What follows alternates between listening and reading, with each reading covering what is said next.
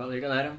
É, Se vocês ouvirem alguns gritos, alguns barulhos estranhos aí, é porque tá acontecendo aqui nessa semana um evento chamado Schools, que tentar fazer um paralelo, tipo um Spring Break que tem aqui na Austrália.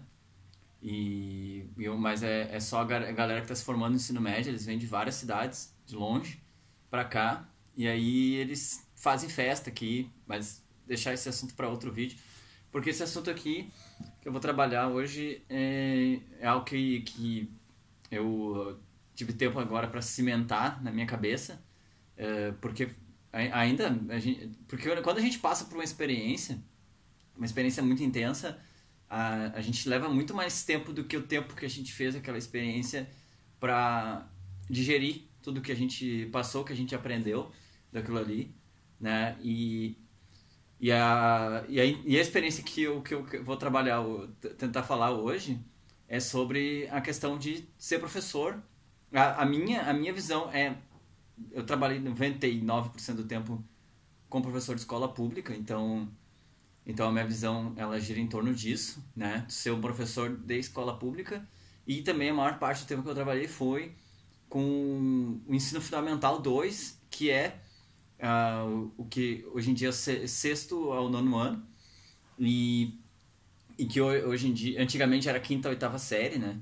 Ah, Porque houve essa questão de aumentar um ano no ensino, mas na verdade o que aconteceu foi que o antigo pré-B virou o que hoje é o primeiro ano, então todas as crianças são obrigadas a começar ali, com 6 anos, e, e, a oitava série acabou virando nono ano. O currículo é praticamente o mesmo. Eu cheguei a trabalhar em alguns lugares de currículo antigo, a gente só mudou no ano pro outro o que era sexta série virou sétimo ano, e foi só, né?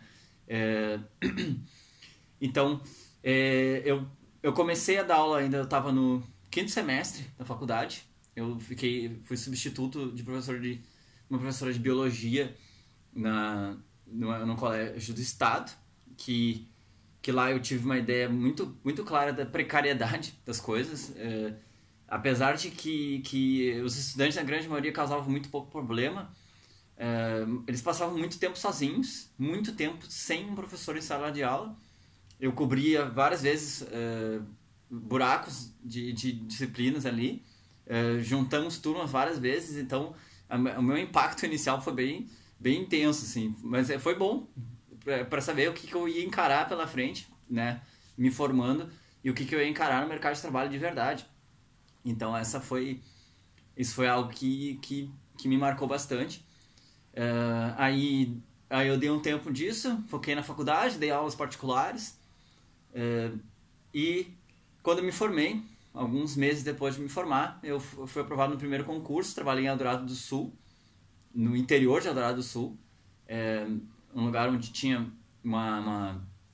é um lugar muito peculiar, a região ali, porque é uma região muito pobre, é, e então a falta de recurso era algo muito, muito, muito impressionante lá. Né, a prefeitura mandava muito pouco recurso, e todo o material que escolar da criançada era oriundo do MEC. Assim, a primeira vez que eu tive contato de ver caderno, lápis, tudo com aquele adesivinho do MEC. E né, MEC é o Ministério da Educação, né? E aí, pouco mais de 3 meses, eu fui chamado para outro concurso que eu tinha passado, nesse caso para Canoas, a cidade onde eu morava, né? Então, muito mais à mão para mim, acabei deixando. Foi a primeira vez que tive essa sensação um pouco dolorida de deixar os estudantes para trás, e saber que a escola provavelmente ia passar meses sem um professor de ciências ali. Era uma escola muito pequena, então eu dava aula para todas as turmas desde o sexto ao nono ano ali. Então eu tinha alunos de idades variadas e tal. E em Canoas a realidade era um pouco mais diferente, porque lá eu encontrei era periferia de Canoas também, né? Mas a pobreza material já não era tão saliente. Tu vê que a gurizada tinha roupas um pouco mais novas, tinham celulares, acesso à internet, coisas que lá no interior de Eldorado do Sul era muito raro. As nossas conversas eram muito diferentes, os assuntos que os alunos traziam eram diferentes em Canoas, mas também tinha uma diferença na questão de como, na relação dos alunos com os professores. Em Eldorado eu sentia que os alunos ainda tinham essa coisa de respeitar mais o professor e ter um encanto, assim, um encantamento muito grande pelos professores, né? E que em Canoas eu senti que existia já uma certa resistência, uma certa rispidez em relação aos professores, os alunos já não viam a gente com tanto encanto, com aquele adulto e tal, que legal esse cara, né? Claro que a maioria das turmas eu conquistei, mas em Canoas eu tive uma realidade que a maioria das pessoas não faz ideia, que é ter turmas superlotadas, né? A gente trabalhava ali trabalhei com turmas de sexto ano, que é a galerinha de 11, 12 anos, que eles são doidaços, e ninguém queria pegar sexto ano, mas o novato sempre pega o sexto ano, e essa foi minha sina pelos anos seguintes. Eu acabei pegando jeito, acabei gostando, mas tu trabalhar numa turma de sexto ano com 38 crianças no verão, com ventilador de teto que faz mais barulho do que vento, é um desafio tanto. Como o Leandro Carnal costuma dizer, cara, tem uma mosca na mente. Que loucura. E aí, como o Leandro Carnal costuma dizer, se uma pessoa que deu aula para uma turma de sexto ano e sobreviveu, ela pode fazer qualquer coisa na vida. Realmente, eu acho que ele faz muito sentido isso que ele disse, porque, cara, vocês não fazem ideia do que é isso, né? Não existe capacidade, né? Considerando assim, ó, comparando o cérebro da gente a um computador, não existe processamento e memória RAM para gerenciar tanta gente se machucando, gente se batendo, gente brigando, gente com sede, gente com fome, gente desconfortável, cadeira quebrada, né? É muita gente.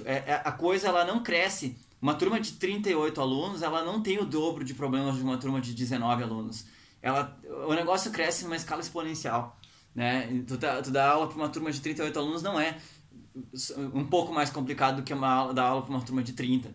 Isso é muito importante salientar, né? E o que acaba tendo é que o rendimento caía muito, né? Então, de uma aula de 50 minutos ali, eu já me dei conta de que se perdia 30 minutos com problemas que não eram em si a aula, né? Isso é algo que te frustra bastante, porque eu tinha ali o parâmetro curricular, eu tinha matérias para dar. O sexto ano tem muita matéria para ser dada, né? Porque tu envolve toda a parte de geologia, parte de química básica, física básica, que eu gosto de trabalhar astronomia também, me apaixonei por astronomia, dando aula de astronomia.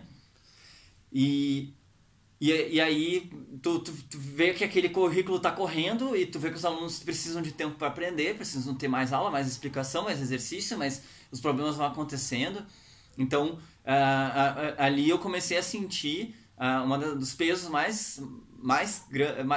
dos piores fardos que um professor tem é esse, de que tu se sente responsável pelo aprendizado dos alunos e tu vê as coisas não acontecendo, e isso te deixa um tanto quanto desesperado para atingir essas metas, e tu sabe que se tu não terminar aquilo no ano que vem, o professor ele vai entrar em outro conteúdo, eles não vão ter, né?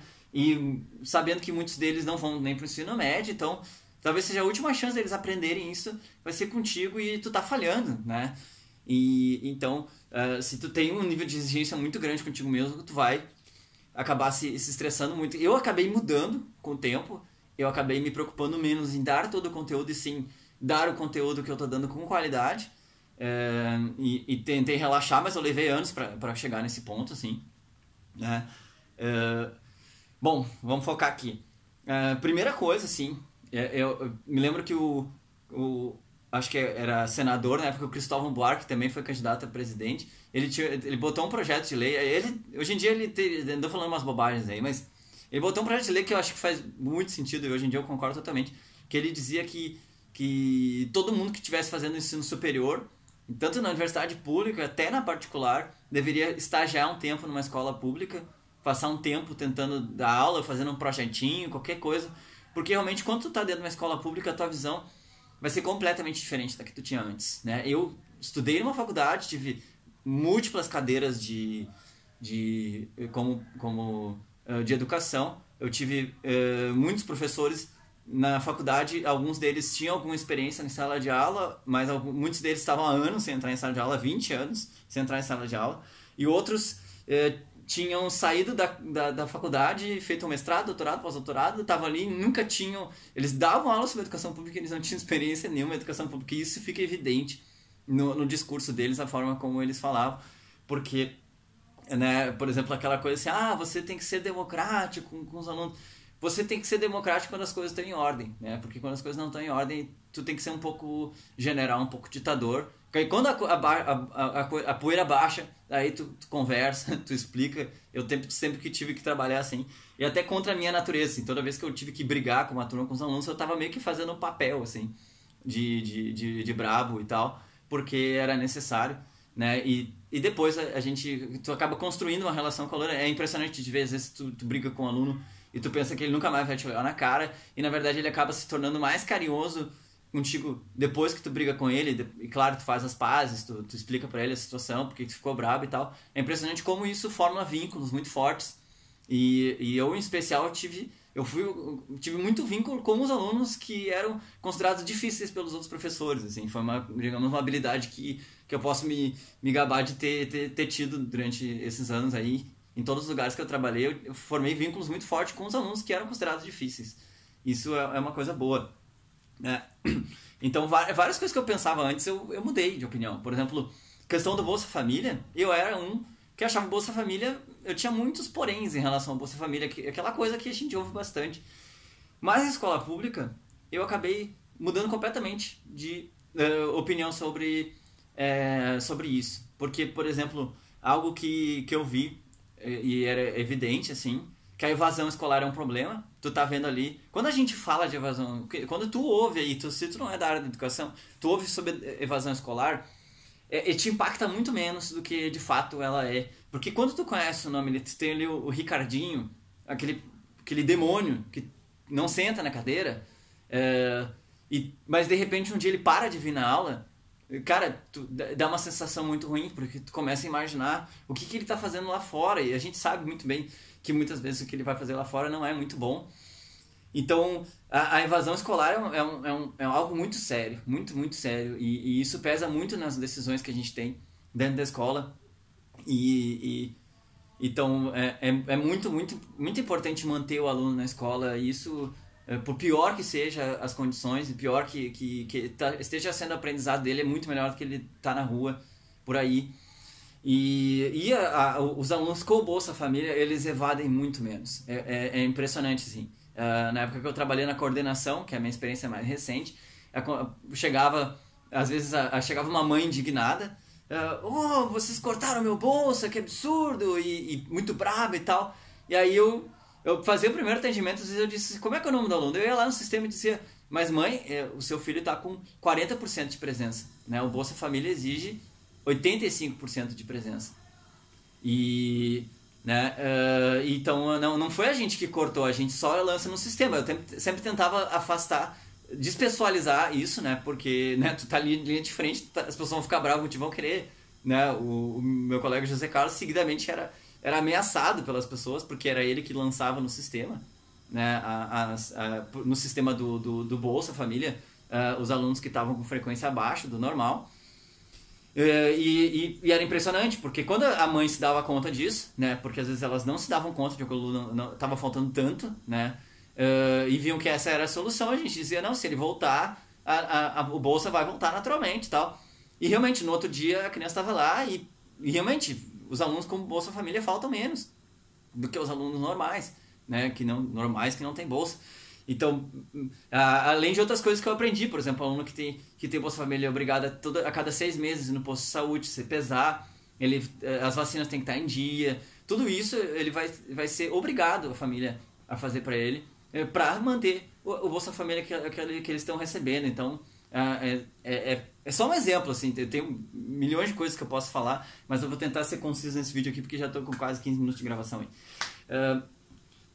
Então, algo que vale a pena notar, e quem não é da área da educação precisa saber disso, é que um professor que está lá na linha de frente, cara, ele vai dar 50 minutos de aula, e eu digo pra vocês, não existe nenhum trabalho, se tu tá ali te dedicando, não existe nenhum trabalho, eu posso dizer com certeza, porque agora eu digo que eu já fiz quase tudo nessa vida, não existe nenhum trabalho no mundo que exija tanto de ti, física, mentalmente e psicologicamente, quanto estar dando aula.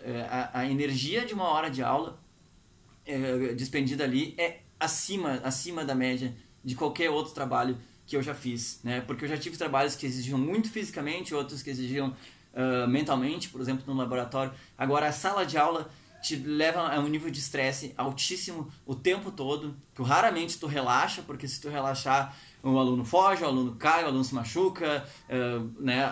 Ele não aprende, ele não copia, e vão cobrar de ti. Então, é bastante estressante, né?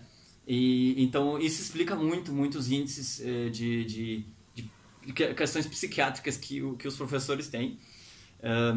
Né? Eu mesmo tive uma situação em 2017, foi um ano muito pesado, eu me envolvi com alunos que estavam com situações complicadas, tentei fazer intermédio com a família e acabei absorvendo aquilo tudo e eu acabei tendo o que provavelmente foi um burnout na virada do ano, que era muito estranho porque eu tava, faltava uma semana para entrar de férias, mas isso pode ser assunto para outro vídeo.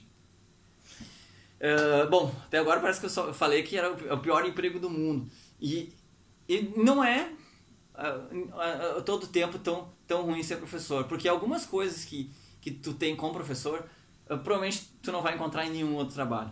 A relação que tu tem com os alunos, aquele afeto que tu tem, aquela interação é única, né? É algo que é muito raro e realmente é muito bom ter isso, né? É algo que eu sinto falta, esse contato diário com os alunos, de ver eles se desenvolvendo, ver eles crescendo, conversando, ensinando e tal. Isso é interessante, é impressionante. E eu trago comigo até hoje alunos que quase, alguns eu falo diariamente pela internet. Muitos deles me chamam de vez em quando para me mostrar uma coisa, me marcam num vídeo de ciência no Face. E é muito legal, assim, né, de ver essa relação, assim, perceber que sabe, alguma coisa do que eu falei, do que eu ensinei ficou ali na memóriazinha deles ali. Poxa, eu tenho alunos que já tô há tanto tempo ainda na sala de aula que eu já tenho alunos que já são, eu olho as fotos e penso, meu Deus, é um homem feito, de barba, tem mais barba que eu, né? Então tem sim esse lado positivo, isso é incomparável, né? Essa sensação e essa vontade de melhorar que tu tem, de te aprimorar o teu trabalho que tu tem enquanto tu tá dando aula. É muito empolgante quando as coisas estão dando certo, quando uma aula é maravilhosa, quando tu vê que teu planejamento, a interação com eles, o exercício combinou num aprendizado maneiro, é uma sensação fantástica. Eu só tive... Eu sempre digo, as melhores sensações que eu já tive na vida são quando uma aula é perfeita ou quando a época que eu tinha banda que a gente ensaiava e uma música, pá, de repente batia uma luz em todo mundo e a música saía como a gente queria, né? São sensações únicas que nenhum outro trabalho que eu tive até hoje me deu esse mesmo feedback, né? Certo? Questão assim, é um ambiente onde tu tem muitos colegas muito qualificados, né? Gente que tem muita experiência, então eu tentei aprender com todo mundo e isso é algo que eu aprendi. Eu achava na faculdade que existia um método correto para ser professor, aquele método, e eu achava obviamente que o que eu queria ser era o único método, só que na verdade isso é uma grande ilusão. Todos os professores, por diferentes que sejam, eles vão exercitar no aluno habilidades diferentes, porque né, a gente tem diversas habilidades, a gente tem várias coisas que a gente pode desenvolver e cada professor vai desenvolver diferente. Então, por exemplo, eu sempre estimulei a criatividade, estimulei a tentar fazer a visão espacial, entender as conexões das coisas na natureza e tudo mais. Mas tem outros professores que eles são bons em fazer os alunos treinar regras e repetir, e treinar e fixar termos, né? Eu não sou bom nisso, mas eu tinha colegas que eram excelentes nisso. E, geralmente eles casavam com um estilo mais linha dura, né? E hoje em dia eu vejo que todos eles são, de certa forma, especiais e o que eles fazem é essencial. Então, quando às vezes recebia alunos na coordenação reclamando, eu detesto aquele professor e tal, eu sempre dizia, cara, tu pode ser agora que tu não, talvez tu não se dê conta disso hoje, talvez tu nunca se dê conta, mas o pior professor que tu tem nessa escola aqui, ele ainda vai te dar aprendizado. Tu tem que entrar na escola que é para isso que tu tá aqui, né? E tu tem que absorver dele. Tu não é obrigado a gostar dele, isso vai acontecer, mas alguma coisa tu tem que aprender com ele então isso é algo bem interessante assim de ver.